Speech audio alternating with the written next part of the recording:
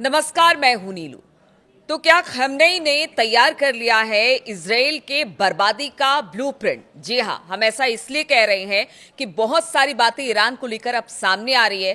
कल जिस तरह से एक भूकंप की बात ईरान में सामने आई, उसके बाद कहा यह जा रहा है सोशल मीडिया में और बाकी इंटरनेशनल मीडिया में कि हो सकता है कि ईरान ने परमाणु परीक्षण कर लिया।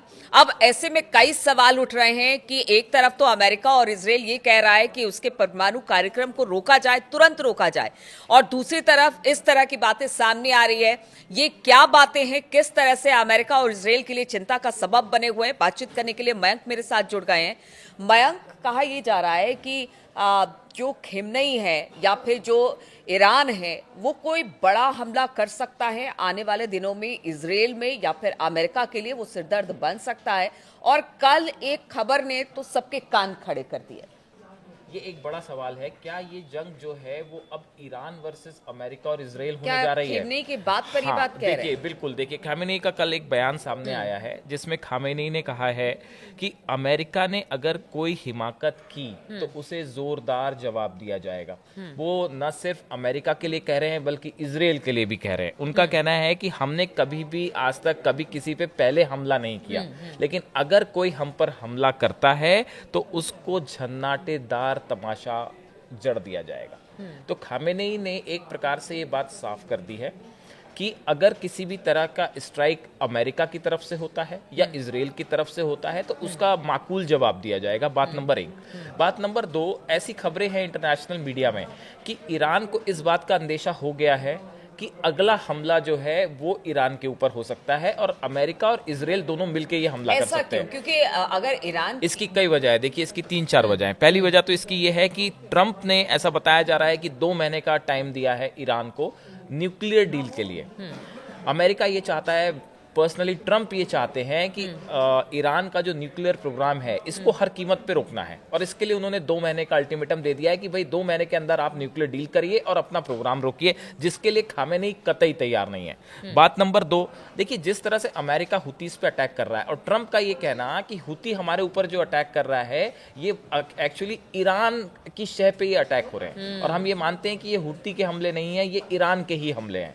तो हाँ, ऐसा अमेरिका का कहना है। तो इसके अलावा जो है, जो चीन की वो कंपनियां हैं जो ईरान के साथ ऑयल कंपनीज हैं जो डील कर रही थी, इनके ऊपर बैन लगाना शुरू कर दिया है अमेरिका ने। अच्छा। तो ये जो 4-5 स्टेप्स ट्रंप ने उठाए हैं, इनको देखते हुए ये लगता है कि हो सकता है अमेरिका जो है कहीं उसके निशाने पे ईरान तो नहीं, कहीं अगला टारगेट ईरान तो नहीं।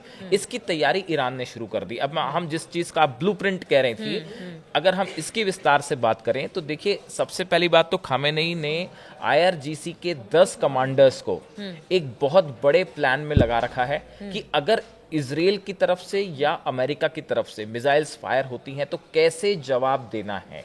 इसका एक बड़ा ब्लूप्रिंट, बड़ा प्लान ईरान की तरफ से तैयार कर लिया गया है। जैसा कि सोशल मीडिया में चर्चाएं हैं, उसके मुताबिक ये कहा जा रहा है कि अगर किसी भी सूरत में ईरान के न्यूक्लियर साइट्स पे या मिलिट्री स्ट्रेटेजिक साइट्स पे इजराइल या अमेरिका की तरफ से किसी तरह का हमला होता है तो उसके बाद जो पहला प्लान है वो ये है कि एक साथ, जैसा पहले भी ईरान ने किया है, कि इजराइल के ऊपर बड़े पैमाने पर एक साथ जो है बैलिस्टिक मिसाइल से हमला हो सकता है।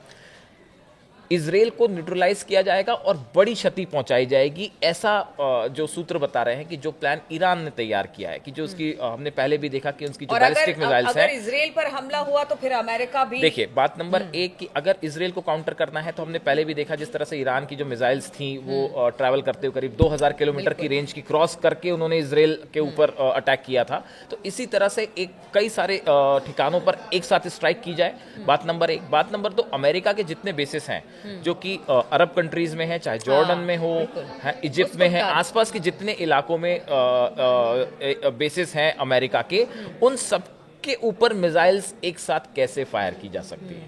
तो अमेरिका के जितने बेसिस हैं उनको निशाना बनाया जाएगा बड़े पैमाने पे, इजराइल के जितने स्ट्रेटेजिक ठिकाने हैं उनको तो निशाना बनाया ही जाएगा। तो ऐसा बताया जा रहा है कि अब ये खामेनी ने सीधा एक प्रकार से चैलेंज भी कर दिया है कि हम आपकी बात से बिल्कुल नहीं डरते, आपकी धमकियों से हम नहीं डरते, और दूसरा न्यूक्लियर प्रोग्राम रोकने का फिलहाल कोई प्लान ही नहीं है। और जो कल की एक बात है निकल के आई कि नातांज न्यूक्लियर सेंटर के पास जिस तरह से रिक्टर स्केल पर 5 के आसपास का भूकंप था, तो देखिए इस तरह की खबरें पहले भी आई हैं। और आईएईए की तरफ से भी ये कहा गया है कि ईरान के पास इतना एनरिच्ड यूरेनियम है कि वो 5 से 6 न्यूक्लियर बम बना सकता है, किसी भी टाइम बना सकता है। लेकिन कुछ रिपोर्ट्स ये भी कहती हैं कि ऑलरेडी ईरान के पास न्यूक्लियर बॉम्ब्स बन चुका है, आ चुका है, वो केपेबल हो चुका है।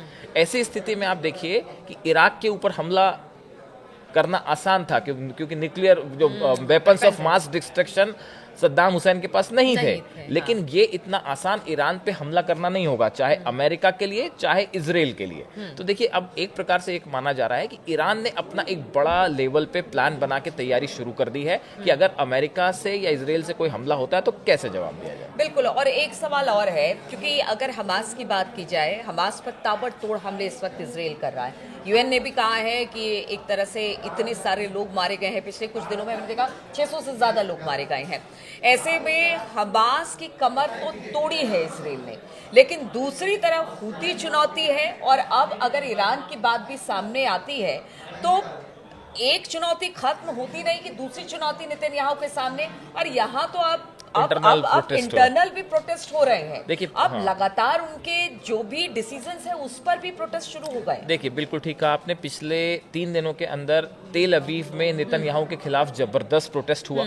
लाखों लोग जो हैं वो सड़कों पे थे और सबकी डिमांड ये थी कि गजा पे जो आप स्ट्राइक कर रहे हैं इसको फौरन रोक दीजिए। तो एक प्रकार से नेतन्याहू के खिलाफ एक बहुत बड़ा आक्रोश, असंतोष इजराइल के अंदर ही पनप रहा है। दूसरी जो बात आपने हुतीज की हुतीज ने तो पहले से ही डिक्लेयर कर रखा है कि भाई आप जो हमला कर रहे हैं इसका जवाब दिया जाएगा, और 3 अटैक वो हाइपरसोनिक मिसाइल से कर भी चुके हैं। तो ऐसी स्थिति में देखिए हुतीज एक बड़ा पावरफुल ऑर्गेनाइजेशन है जिसके पास कहा जाता है कि करीब 1000 तो हाइपरसोनिक मिसाइल हैं जो कि रूस और ईरान की तरफ से दी गई हैं। तो देखिए ये बड़ी चुनौती तो है ही, क्योंकि अगर हुतीज अटैक करते हैं तो उसको रोकना इजराइल के लिए आसान नहीं होगा जो स्ट्राइक्स मिसाइल से होती हैं। तो देखिए कई फ्रंट पे नेतन्याहू जो है वो इस समय स्ट्रगल भी कर रहे हैं, लेकिन उनका गजा प्लान जो है जिस तरह से वो आगे चल रहा है, तो अब देखते हैं क्या होता है। बिल्कुल। तो नेतन्याहू का गजा प्लान तो आगे बढ़ा है, लगातार गजा में तबाही इजराइल के जो सेना है वो मचा रही है, लेकिन दूसरी तरफ ईरान और हुती भी मुस्तैदी के साथ इसका जवाब दे रहे हैं।